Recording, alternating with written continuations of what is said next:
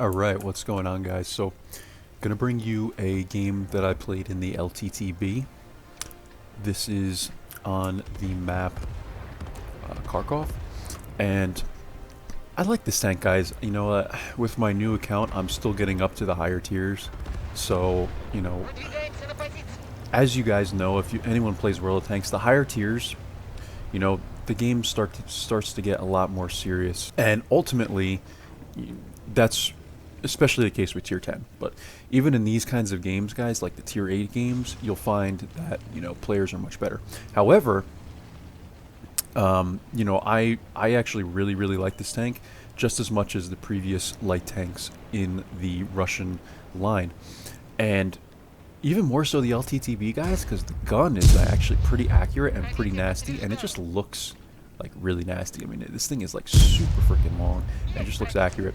So we're basically starting off this game by going to this area on Kharkov.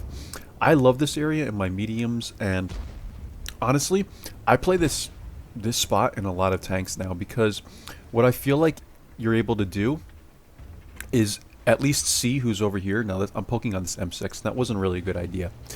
But I was able to get shots off on this EBR, and really anybody that runs through the mid, guys, or like over this way, on this side of the hill over here, you'll get shots at them. And as you can see, we got 2 shots already into the EBR. So I take this shot very quickly. I take 1 shot at this guy, and I'm able to put it into him. And, using APCR for that, guys, because the front of this tank is, very hard to pen. So we take another shot there, we ricochet on his cap, and now I know that I see this P43 coming up, and it's just not a smart poke.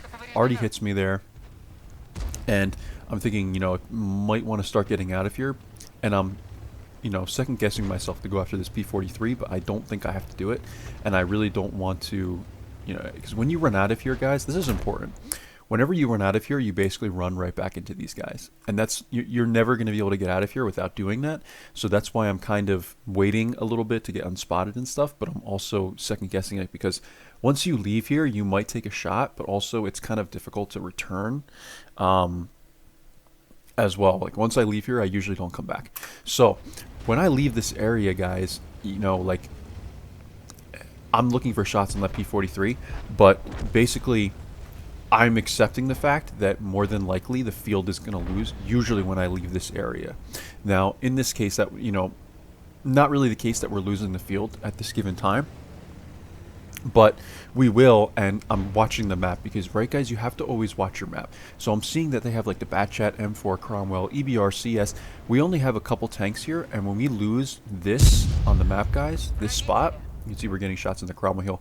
Here, I will go to my view, guys, so you can see as I'm talking. So you could see, like, they're pressing us, but once we lose this line here, like right at around E1, once we lose that E1 area, it becomes very difficult to bring the field back. Yes, you could sit up here and get some shots on people that are coming in, but more than likely, if they have more than 2 tanks pushing you, you're going to get overwhelmed, and, Ari's going to get pressed, and the TDs are going to get pressed. And what I'm doing here is I'm just looking for shots on these guys because I don't want to run out there at this given time because of how many players they have pushing the field now. So like I was just saying a minute ago, when I leave this area, I leave usually with the mindset that the field is going to lose. And at that given time, it didn't even appear like that might happen. But these are things I watch on my map, guys. If E1 starts to fail, F1, same thing if you're on the other side. Make sure you're paying attention to that on the map and move accordingly, if you're in a light tank like this, to deal with that situation. So what I'm doing here is I get behind this. This is a good bush to go to if you're just like waiting to spot people that are coming at the base. And what I'm doing now is just looking for this E25. So we take a shot at the E25, it ricochets, whatever, guys. And I'm going to poke out, take 1 more at him, and now I'm going to move. Because we have the Jackson pressing the mid too, and this is like half of their team, guys. It's 7-2, right? Or 2-7. So I'm pretty much expecting a loss here, and half of their team is moving at our base. So you have to be really careful, and you don't want to get caught out. So you continue to move back, continue to retreat, and I was expecting that E25 to kind of rip around the corner there, but he dies. So All I'm doing here is I'm retreating. I'm constantly retreating to like the next bush, the next corner, and looking for shots, because I imagine at this point for them to be like 3 on cap. But these people were very, very slow to get moving towards cap. Take a shot at the CS here. That goes in. And I was assuming that I was spotted, but I don't think I was. So I come back, and I really want to take out this EBR, because this EBR is going to be one of the biggest issues. You know, he's only 14 HP, but they move so quickly that, you know, with their maneuvering, it's hard to get a shot on them. So luckily, he's only 14 HP. We put 2 shots into him at the beginning of the game, guys. So what I'm going to do now is, this is something that I normally would not do, given the fact that they still have some 5 vehicles over here. But we were blind, guys, and I could return to this bush, but I kind of want to change up my angles. And I come to the side of this building. Very, very dangerous move, guys, and very aggressive, because if there were someone sitting like right here or even on the other side here and they see me, they're probably just going to rush me. You know, at this given time, you know, their bat chat is full HP. More than likely I might get YOLO'd.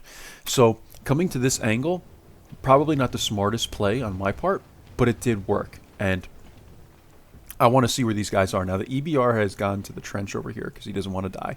And the Jackson has remained in the trench. The EBR dies, and now I'm just looking to spot this bat chat coming around the corner. Go back to my view.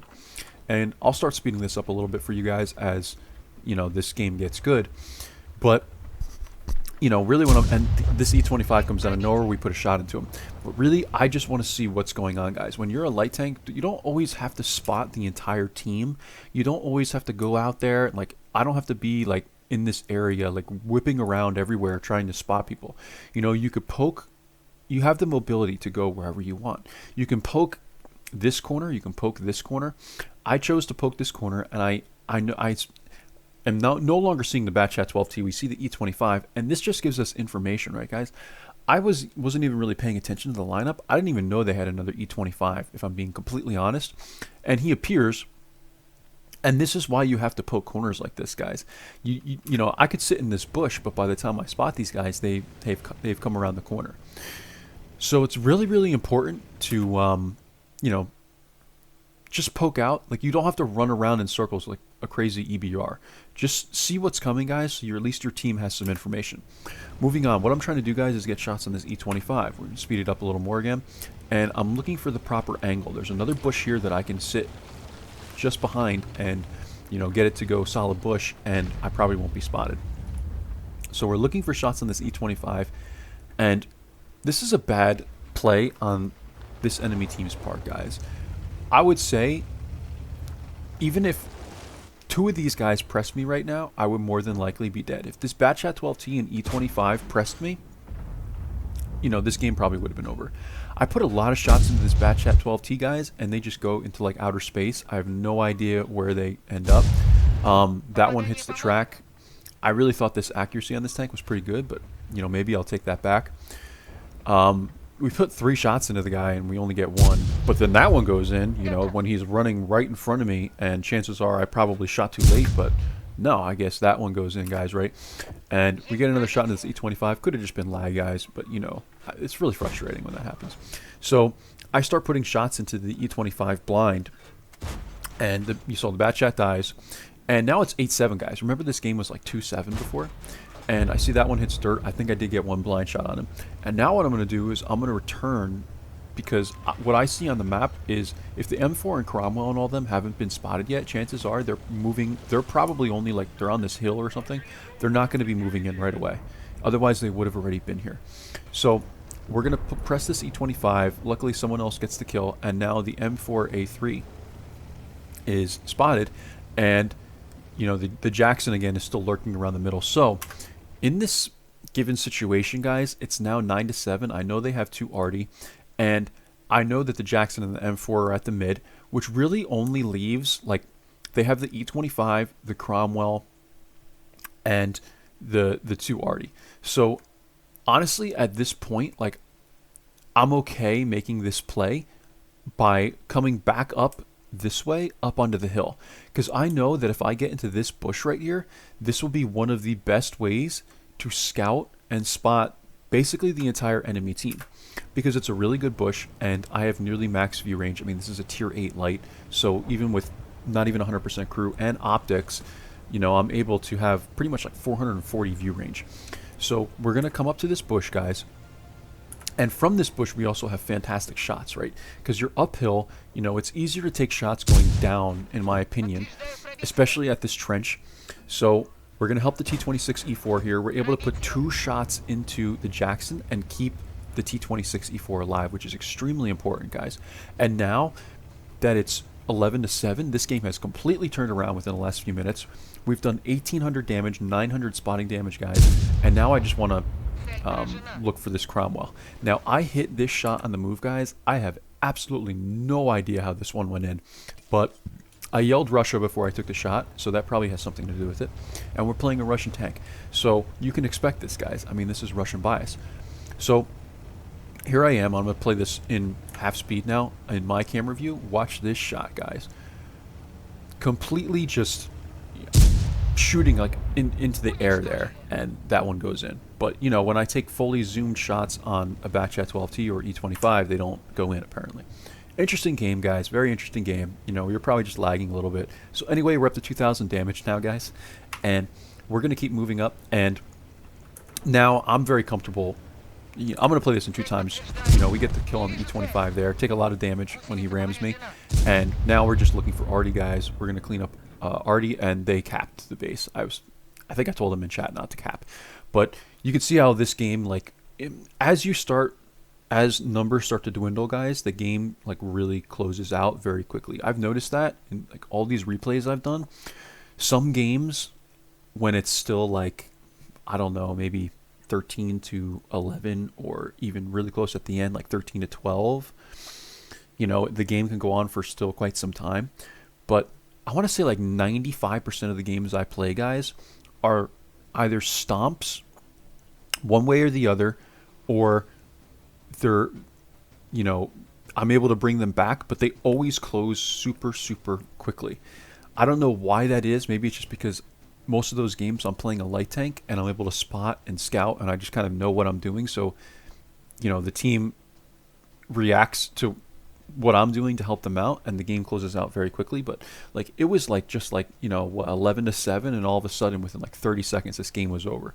And obviously that shot on the Cromwell helped. But anyway, guys, I hope you enjoyed this replay. It was 2,242 damage, 930 spotting damage. This is the best game I've played in the LTTB so far. I've had terrible matchmaking. I've been with tier 10s for pretty much all the games I've played so far in this tank.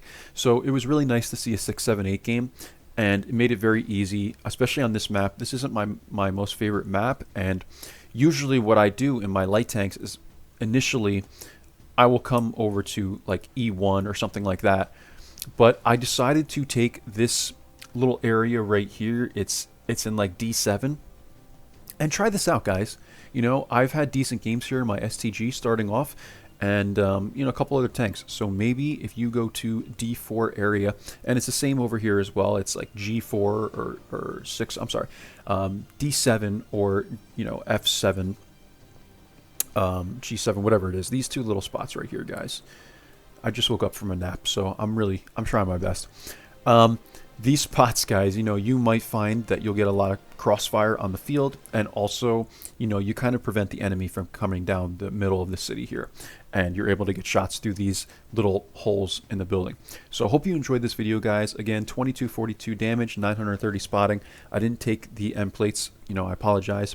And I hope you guys enjoyed it. I will see you in the next video.